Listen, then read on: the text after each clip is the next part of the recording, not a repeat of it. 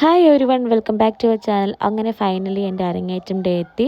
എൻ്റെ അരങ്ങേറ്റം നടന്നത് ശ്രീ മൂകാംബിക അമ്പലത്തിൽ വെച്ചിട്ടായിരുന്നു. അപ്പോൾ ഒരുപാട് നാളത്തെ എൻ്റെ ഒരു ആഗ്രഹമാണ് നടക്കാൻ പോകുന്നത്.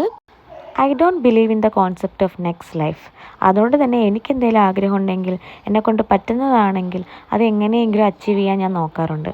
ഡാൻസ്, മേക്കപ്പ് ചെയ്യുക, കോസ്റ്റ്യൂം ഇടുക, ഇതൊക്കെ കുഞ്ഞിലേ എൻ്റെ മനസ്സിൽ കയറിയ ആഗ്രഹമാണ്.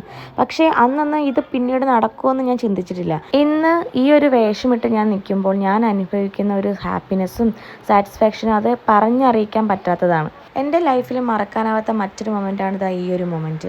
ടീച്ചർ എൻ്റെ കാലിൽ ആദ്യമായിട്ട് ചിലങ്ക കെട്ടുമ്പോൾ, നമ്മുടെ ആദ്യമായിട്ട് ചിലങ്ക കാലിടുമ്പോൾ നമുക്ക് ഭയങ്കരമായിട്ടൊരു അഭിമാനവും സന്തോഷവും ഒക്കെ തോന്നും.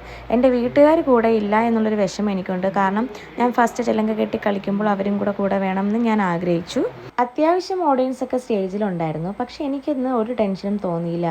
എന്തുകൊണ്ടാണ്? ദൈവത്തിൻ്റെ അനുഗ്രഹം കൊണ്ടാവാം, അല്ലെങ്കിൽ സന്തോഷമുള്ള മൊമെൻ്റ് ആയതുകൊണ്ടാവാം, എനിക്ക് ഒരു ടെൻഷനും തോന്നിയില്ല.